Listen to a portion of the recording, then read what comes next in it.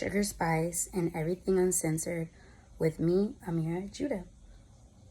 Living life incognito. When you have a baby face or a youthful face, or appear younger than your age, or people assume you're younger than your age based off your appearance, vibe, or energy, you start to pick up quickly on how people perceive the youth, how they choose to approach, interact, and engage with them. Not all, but an unhealthy amount of people don't have respect for the youth. Although it's confusing, I'm sure, for the youth, because all their life they're hearing, oh, cherish these moments, cherish these years. You're only young once. Make good choices. This is the prime of your life. But that's so confusing when you tell them this and they realize shortly after engaging in with society in the real world that their voice is not valued. Their opinion is not valued. Their feelings is not valued or respected. And then people wonder why they're rushing to be 18 or 21 because they got no real power or sovereignty. You have told them how youth is such a gift.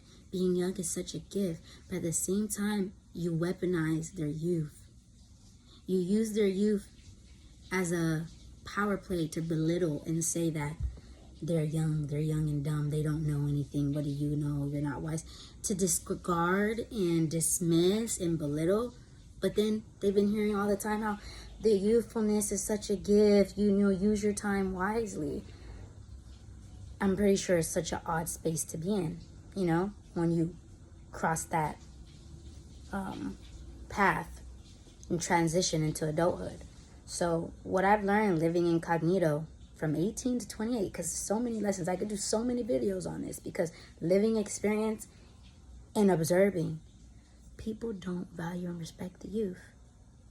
If they did, they wouldn't be so confused and in the certain states they're in when it comes to a level of mental dysfunction and constant warfare and attack on their mental health. They're like, I don't understand. The young people are dealing with social anxiety, body dysmorphia, depression, suicide. I wonder why. Maybe they've been speaking, but nobody really valued their voice or opinion. So you wouldn't know when they were telling you and asking how to deal with life, certain things, you brush off, once again, weaponize your youth. You don't need to worry about that right now. You're young. What do you want to know about that for? Why are you asking about that? Girl, boy. The youth is dealing with real life battles that if the naked eye can see the demons that are coming for them, I think that people who are older would be less inclined to say, what do y'all young people what are y'all going through that you're dealing with depression? Let me start by clearing the air. The younger generation, I'm 28, but then the ones younger than me, they're battling demons 10 times worse than the ones that you faced.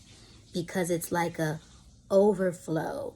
It's a rollover situation. If great-great-grandmother was, or great-great-grandfather was emotionally unavailable, dismissive, and swept things under the rug and didn't really equip and tell everybody the level of demons they're facing, and is running rampant, and those are the depression, suicide, anger, different things they're battling. And then it came to the next generation, next, and nobody really faced it and tried to overcome it and put that stronghold under their feet. Whatever cycle, depression, you don't think it rolled over to the younger generation like 10 times as worse? And then you guys are wondering why they dealing with certain things. But then once again, if they ask and need for help, it's dismissed and downplayed because once again, young people are not respected. Their voice is not respected. That's what I learned from living incognito. Because how I view it is, when I'm interacting with someone, how they choose to approach me and the level of respect and the level of how they engage with me when they assume I'm 18 or 19 or 20, that's their default setting. So that's how they would interact with every teen, every young adult they come across.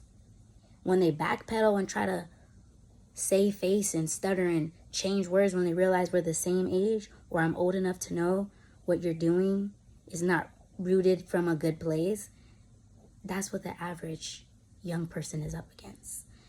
And it's not all, but if you're noticing and you're looking around and you're saying, man, a lot of young folks struggling with mental health and I wonder why. Maybe we should think about Satan is running rampant because if you're not on your post and you're not passing down the keys and you're not passing down the baton and you're not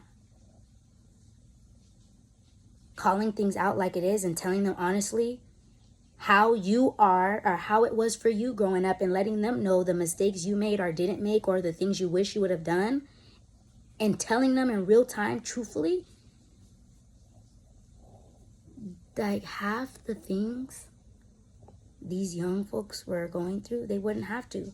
But we're in a weird space where they got taught early. They don't get respect. Their voice and opinion means nothing. So then you think they're going to value and respect your opinion, even if you're trying to give them life, knowledge, wisdom, and game, because maybe the whole time you've been weaponizing their youth. You know, it's like contradicting you. They're hearing all their life, yeah, to be young, all this. But then also when they're trying to exercise their curiosity, their free thought, them coming into themselves, they learn real quick. There's no safe space for them to do so. And now we're in a space where a lot of young folks have been learning how to figure it out by themselves and amongst each other, amongst their peers. They can't really value or respect some of the voices of wisdom because maybe folks wasn't coming to them with pure intentions. A lot of times it's people trying to downplay on their youth. Living Incognito definitely showed me that. This is part one.